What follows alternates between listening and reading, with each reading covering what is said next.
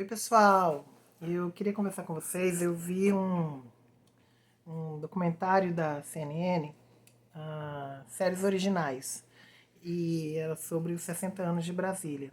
Tem um tema que sempre volta, e eu acho que esse vídeo fala muito sobre economia. Eu quero comentar uma perspectiva a partir do meu olhar muito introdutório, básico, sobre economia, algumas coisas que eu percebo e que me fazem pensar também sobre lógicas atuais do governo. Não vou ficar entrando em muitos detalhes, mas para quem não sabe, eu sou carioca nascida em Brasília. Eu cresci em Brasília, nasci em Brasília, cresci em Brasília. Conheço a história da capital federal, a sua pré-história, a sua história. E uma coisa que surgiu nesse documentário da CNN que me chamou a atenção, e que é um argumento recorrente, as pessoas, não é por um barrismo, tá? Não é por vicianismo da minha parte, mas é algo que eu acho importante colocar, que eu não vejo as pessoas comentando. Se coloca muito que Brasília teve um custo altíssimo, gerou déficit, né, para o Brasil. E eu fico pensando, alguém esperava que Brasília fosse de graça ou fosse um presente? Alguém acha que a construção de uma cidade planejada, de uma cidade de forma geral, alguma cidade no Brasil que foi criada, qualquer capital, né, Salvador, ou a estruturação do Rio de Janeiro, ou a própria Brasília, ou qualquer outra cidade, capital do mundo, foi um presente de graça, não teve custos. Mas é interessante como no caso de Brasília isso surge muito. E principalmente da parte de economista. Eu acho que tem uma leitura muito superficial, me faz pensar sobre como muitas vezes o discurso sobre economia é muito monopolizado, uma perspectiva muito localizada, sem considerar os fatos sociais. O que foi o impacto da capital federal, que a gente discute bastante, quem, né, teve uma educação, teve uma formação sobre a mudança da capital e os propósitos num contexto global de outras cidades do mundo, de outras mudanças de capitais. Eu estive na China, acompanhei a história da China, estive em Pequim, Beijing, como eles falam em chinês, em mandarim, na capital antiga Xi'an, em Nanjing. Então, pelo menos teve três capitais, né, que eu estive, as capitais antigas. A atual é Beijing, desde em torno de 1200 depois de Cristo. Né? Estive na primeira Shan, no interior, Nanjing, capital do sul. Então, que aqui fala Nanquim, né, de forma geral, mas eles falam Nanjing. Então, existe uma diferenciação muito grande na questão da capitalidade entre capitais políticas, capitais econômicas. Na África do Sul, onde eu também estive, tem uma capital legislativa, tem uma capital do judiciário e uma capital do executivo, né, além de cidades que são centros econômicos. Quando Washington foi definida como capital dos Estados Unidos, até onde eu sei também, um pouquinho da história americana, ela foi pensada a partir dessa ideia de afastamento dos grandes centros econômicos da época, das três colônias originais, para potencializar as articulações do desenvolvimento dos Estados Unidos da América.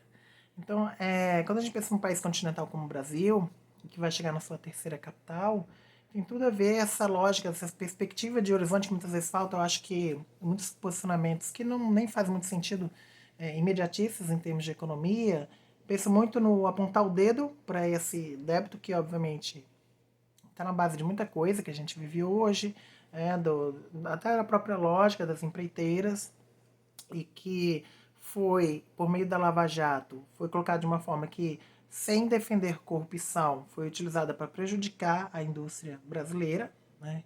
Mas que, ao mesmo tempo, evidenciou muita dessa corrupção que vem de todo um contexto histórico, mas que tem a ver não só com empreiteiras, mas com tudo que a gente pensa no Brasil de negócio e que tem que ser desvelado, com respeito à indústria, o trabalho, a mão de obra, e que não foi respeitada, né, no caso da Lava Jato, que a gente já tem acompanhado muito quais os interesses que estavam e as consequências, né, que a gente tem acompanhado. Né.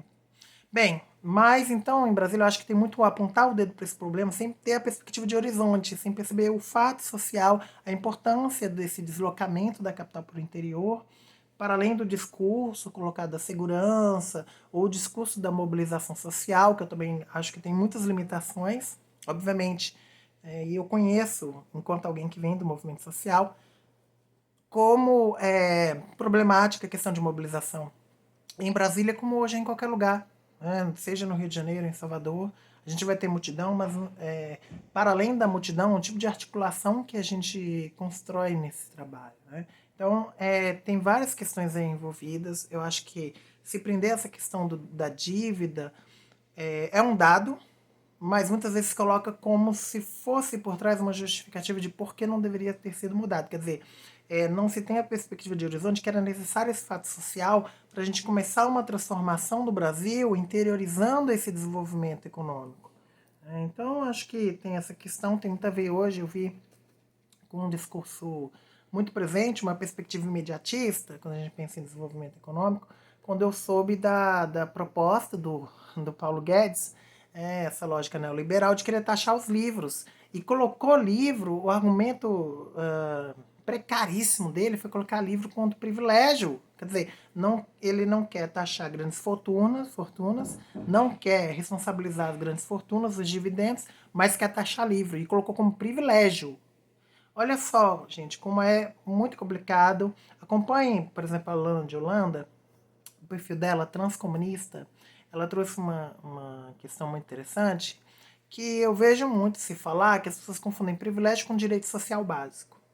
E quem está no movimento social, quem reflete a sociedade, tem que tomar muito cuidado com essa linguagem para que as pessoas não achem que educação, que acesso à educação formal, seja a universidade, o Instituto Federal, a escolarização, acesso ao livro, seja privilégio, porque esse discurso interessa só a quem está no poder.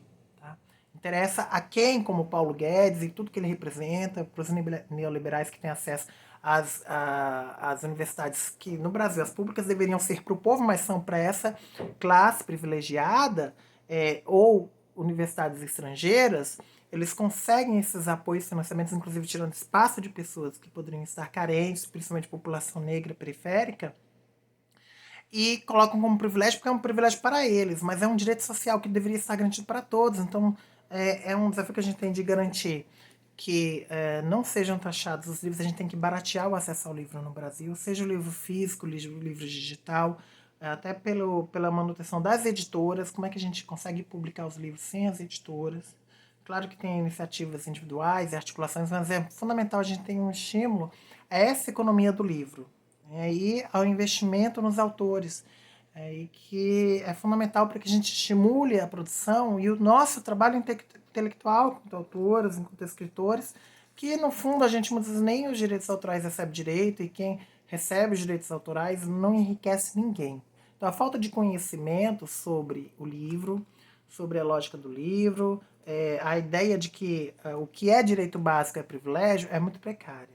O fato de, por exemplo, eu já ouvi dizerem que eu era privilegiada porque eu consegui concluir doutorado, porque eu fiz pós-doutorado, porque eu sou professor. Gente, isso foi estudo, foi luta de gerações da minha família preta, migrante, em lutas minhas, lutas de estudo. Não vem de graça, não fica achando que se formar na academia é uma brincadeira que você fica presente ali e consegue um título. Essa é a grande falha.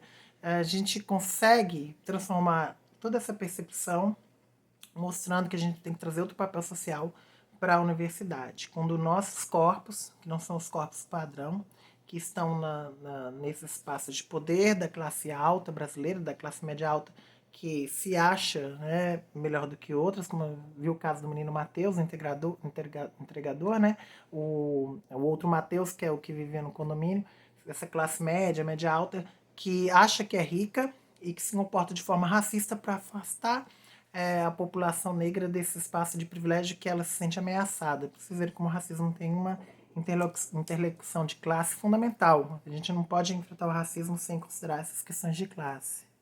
Então, nesse sentido, esse enfrentamento, direito básico e alertar hoje o Instituto Federal do Rio Grande do Norte, o IFRN, ele foi tomado de assalto pela polícia, a polícia militar, o interventor do Instituto Federal, ele permitiu que a polícia entrasse no instituto e agredisse, né, e perseguisse estudantes, técnicos, professores, comunidade lá dentro. Então é fundamental, é um absurdo que aconteceu no IFRN.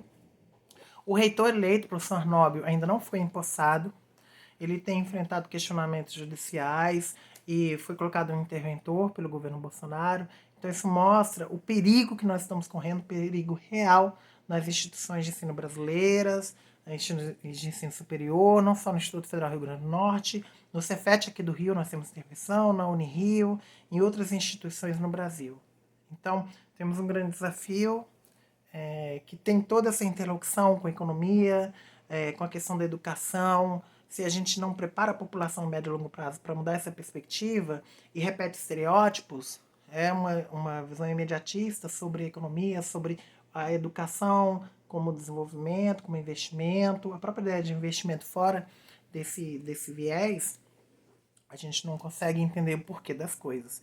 E acaba repetindo de forma, digamos assim, alienada, estereótipos sobre a luta e o trabalho de muita gente. O meu avô, seu Jonas, ele foi candango de fundação de Brasília, ele trabalhou, né, construiu aquela cidade e acho que a gente tem muita responsabilidade com essas pessoas. Brasília é uma grande feito do povo brasileiro, tirando de quaisquer outras questões, que se mobilizou e criou uma cidade do nada. Qual país no mundo conseguiu fazer isso? E no tempo que foi feito. Então pense e que a gente tenha maiores reflexões sobre essa questão. Obrigada.